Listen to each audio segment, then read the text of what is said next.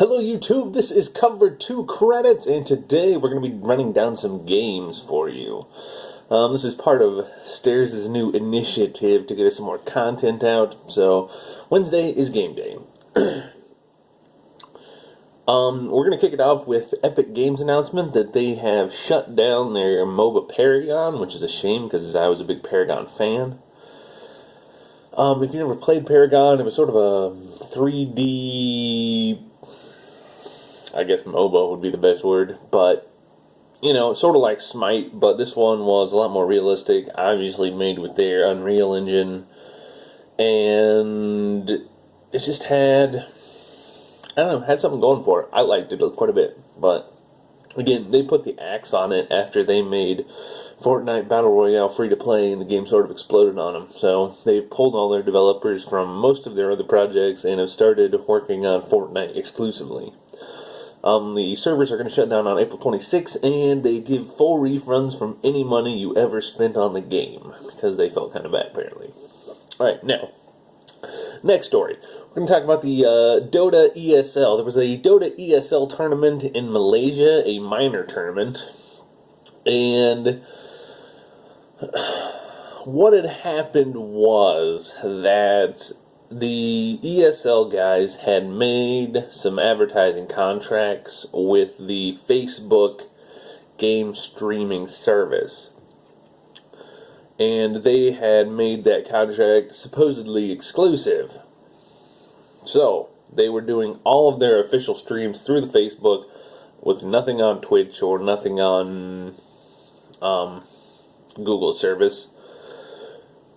However, there ended up being some technical problems with the Facebook streaming, so a lot of the pros and a lot of the fans had gone ahead and slapped up some streams on Twitch, which ESL immediately tried to shut down because obviously they're not going to get any of their advertising dollars unless it was through Facebook service. So this started a whole fight with them, basically, and it ended up to where a bunch of players and a bunch of fans started boycotting Facebook altogether, and they're like, well, they can't ban us all, even if they start banning people from the tournament, because they won't have a tournament left if they do.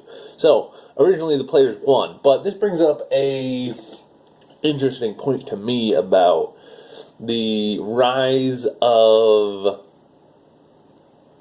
esports and advertising, because, you know, if you look at the other major sports leagues, they've all got exclusive contracts between, obviously, cable channels, internet streaming services, all of that. But the games, however, there's so many different streaming services now, and it's so easy for a player or a fan to just slap up a stream. Obviously, it's less of a problem in the majors because of the way the gaming is done, but especially with the minor tournaments, like, within 10 seconds, someone can slap up a stream to any one of 4 or 5 major game streaming sites now.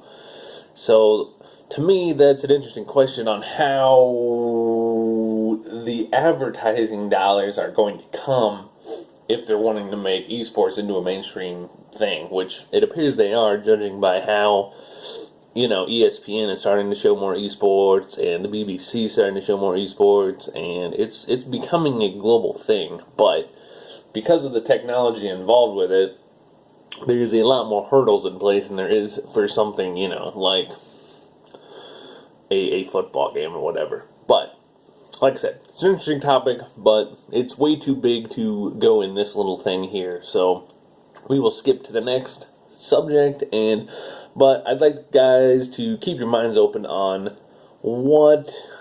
how that's going to affect the thing in general. Okay, my next quick one is Camelot Unchained, which is obviously my baby indie game, has secured another $8 million in funding, which is basically, well, I think it was $7.5 million, but that's basically more than double what they had to start with, because I think they were at like $6.4 million total before. So now they've bumped that up, basically double what they've got now.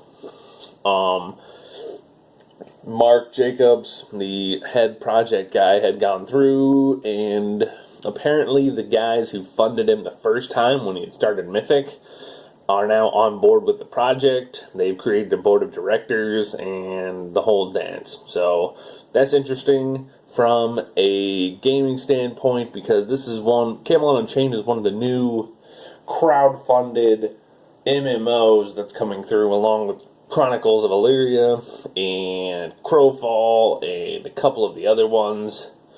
What's the name of the new one? Ashes of Creation, that are going to decide whether MMOs can be crowdfunded at all, because crowdfunding's been a lot back and forth on games. Most of your single-player RPGs have succeeded spectacularly, but most of their bigger multiplayer projects have sort of crashed and burned in terms of how the crowdfunding has gone and how the games have come out. So, keep that one short. Next, Pixark. Now, this one to me is interesting because if you guys know what Ark is, obviously if you've been following gaming, you probably do, because Ark is a major deal. They made a mountain of money on Steam and sold a bajillion copies. Now, Ark has finally launched within probably the last, 3 or 4 months?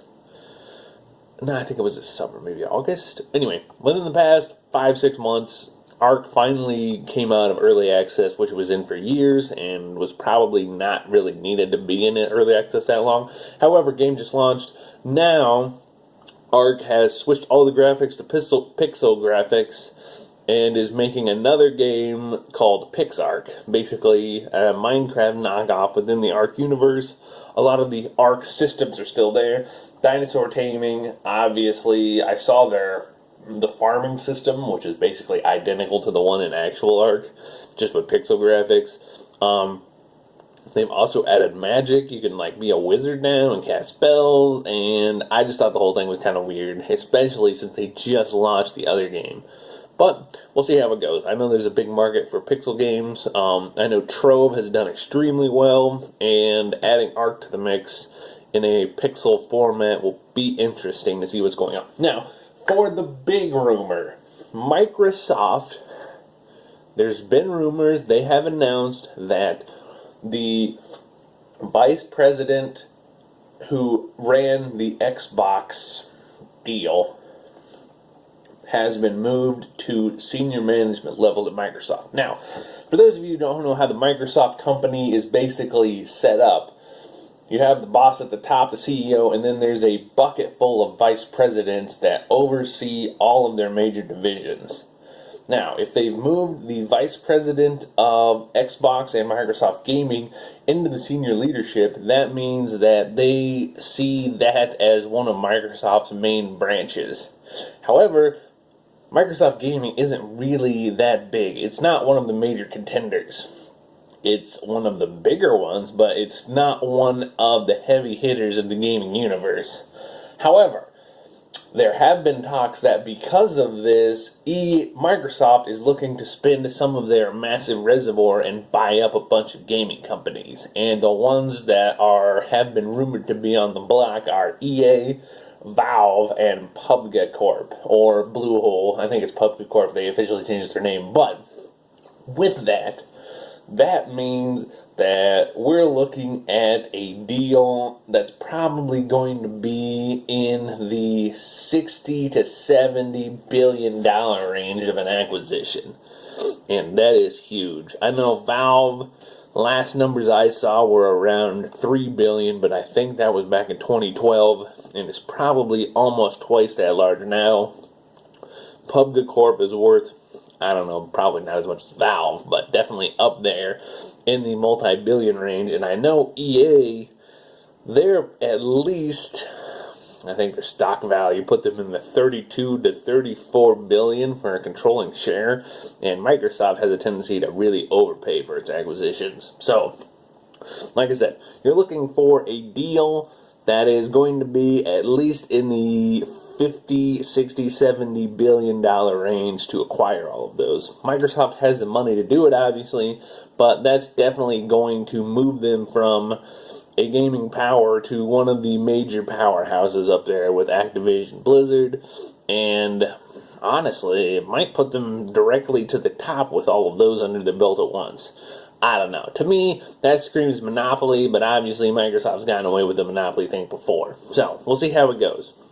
But that's the big rumor. That's going to do it for us. Thanks for tuning in. Remember, this is our Wednesday gaming rundown, and thanks for staying till after the credits.